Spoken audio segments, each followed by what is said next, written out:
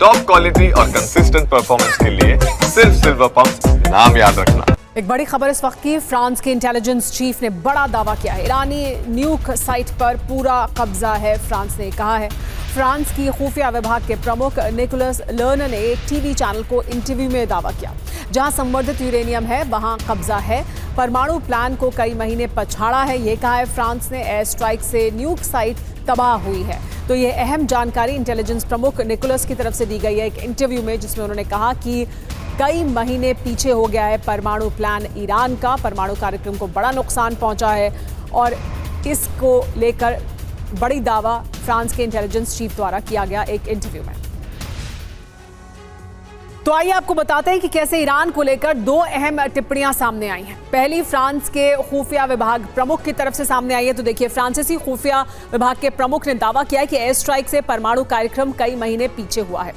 Iran को Britain की इस बीच चेतावनी सामने आई है, जिसमें आईएए दल को जांच करने दे ईरान ये मांग की गई है कि आईएए के दल को जांच करने दिया जाए।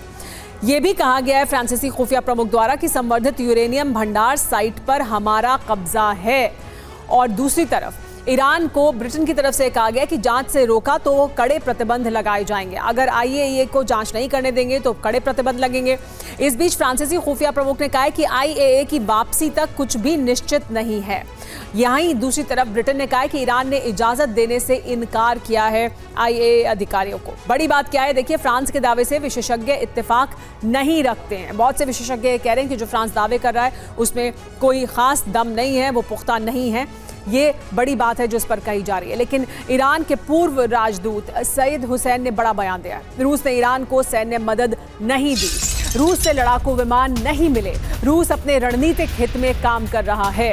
तो देखिए, बड़ा बयान ईरान की तरफ से आया जिसमें कहा गया कि रूस ने सैन्य मदद भी नहीं दी, रूस की तरफ से लड़ाकू विमान भी नहीं मिले, रूस अपने रणनीतिक हित में काम कर रहा है।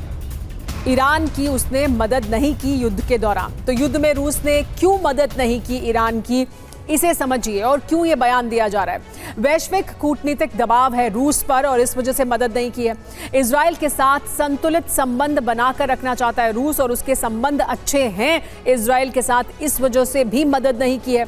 सैन्य संसाधनों की कमी भी है रूस के पास इस वक्त, क्योंकि वो यूक्रेन के साथ युद्ध लड़ रहा है। नेटो के सामने उसकी एक बड़ी चुनौती है। यूक्रेन युद्ध में उलझा हुआ है रूस और इस वजह से मदद नहीं कर सकता है, क्योंकि उसकी तमाम जो रिसोर्सेज हैं वो उलझी हुई हैं। मध्य पूर्व के देशों की नाराजगी से भी बचाव की उसने कोशिश की है। आर्थिक और सैन्य सीमाएं हैं रूस की जिसमें वो मदद कर सकता है। रणनीतिक तटस्थता की भी बात की जा रही है कि इस वजह से भी रूस ने ईरान की मदद नहीं की। लेकिन वर्ल्ड वॉर भड़काने की कोशिश में रूस है और चीन है।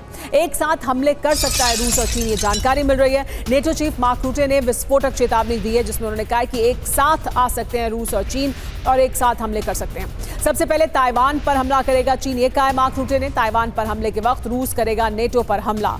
देखिए, एक साथ दोनों हमला कर सकते हैं, ये कह रहे हैं नेटो चीफ। चीन ताइवान पर हमला कर देगा और यूरोप पर, नेटो पर हमला करेगा रूस। तो देखिए किस तरह से ताइवान पर। अब आपको ये बताते हैं कि सत्ता बचाने के लिए जिनपिंग का 2 फ्रंट प्लान क्या है। 2 फ्रंट प्लान ये है कि एक और चीन ताइवान पर विध्वंसक हमला कर सकता है, वहीं रूस किसी नेटो देश पर हमला करेगा। चीन पुतिन से बात करने के बाद अटैक कर सकते हैं, तो रूस अमेरिका और नेटो को उलझाएगा। बड़ी बात यह है कि चीन ताइवान पर कब्जा करेगा। वर्ल्ड वॉर 3 छिड़ने की आशंका है, ये कहा जा रहा है। मार्क रूटे ने बड़ी बातें कही हैं।